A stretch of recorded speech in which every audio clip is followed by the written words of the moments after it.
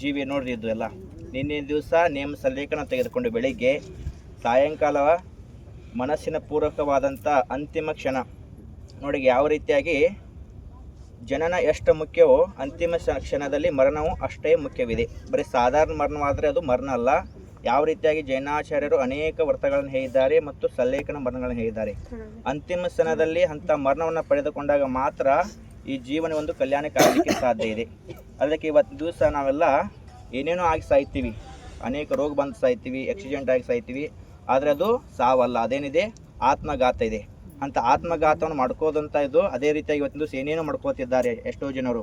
ಅದಕ್ಕೆ ಆಚಾರ್ಯ ಶ್ರೀಗಳು ಒಂದು ಜೀವಿಗೆ ಒಂದು ಅನೇಕ ಮಾರ್ಗವಾದ ಒಂದು ಒಳ್ಳೆಯ ಮಾರ್ಗವನ್ನು ತೋರಿಸಿದ್ದಾರೆ. ಅದಕ್ಕೆ ಅಂತಿಮ ಕ್ಷಣದಲ್ಲಿ ಸಲ್ಲೇಖನ ಎಂಬ ನಮ್ಮನ್ನು ಜೀವನದಲ್ಲಿ ಇದ್ದಿದ್ದಾದರೆ ಮುಂದಿನ ಜೀವನದಲ್ಲಿ ಒಂದು ಒಳ್ಳೆಯ ಗತಿ ಸಿಗುತ್ತದೆ ಅಂತ ಹೇಳ್ತಾರೆ ನಮ್ಮ ಜೈನ ಶಾಸ್ತ್ರದಲ್ಲಿ. ಅದಕ್ಕೆ ಆಚಾರ್ಯ ಶ್ರೀಗಳು ಆ ಜೀವಿಗೆ ಒಂದು ಒಳ್ಳೆಯ ಕೊನೆಯ ಕ್ಷಣದಲ್ಲಿ ನಿಯಮ ಸಲ್ಲೇಖನ ಕೊಟ್ಟು, ಯಾವ ರೀತಿಯಾಗಿ ಹಿಂದಿನ ದಿವಸದಲ್ಲಿ ಸೈನಿಕ ರಾಜನ ಕಥೆಯನ್ನು ಕೇಳಿರ್ಬೋದು. ಕಪ್ಪೆ ಒಂದು ಆನೆ ಮೇಲೆ ಕಾಲಿಟ್ಟು ಅದೇನಾಗಿ ಹುಟ್ಟಿತು, ಸ್ವರ್ಗದಲ್ಲಿ ದೇವತಾಗಿ ಹುಟ್ಟಿತು. ಅದೇ ರೀತಿಯಾಗಿ ನಮ್ಮ ಜೀವನ ಕೂಡ ಅಂತಿಮ ಕ್ಷಣದಲ್ಲಿ ಒಂದು ಯಾವುದೇ ರೀತಿಯಾಗಿ ಒಳ್ಳೆಯ ಜೀವನಿಗೆ ಒಂದು ಆತ್ಮ ಸಿಗಬೇಕಾದ್ರೆ, ಒಳ್ಳೆಯ ಆತ್ಮ ಸಿಗಬೇಕಾದ್ರೆ, ಮುಂದಿನ ಭವ ಸಿಗಬೇಕಾದ್ರೆ ಗುರುಗಳ ಆಶೀರ್ವಾದ ಅಷ್ಟೇ ಪ್ರಾಮುಖ್ಯತೆ ಇದೆ.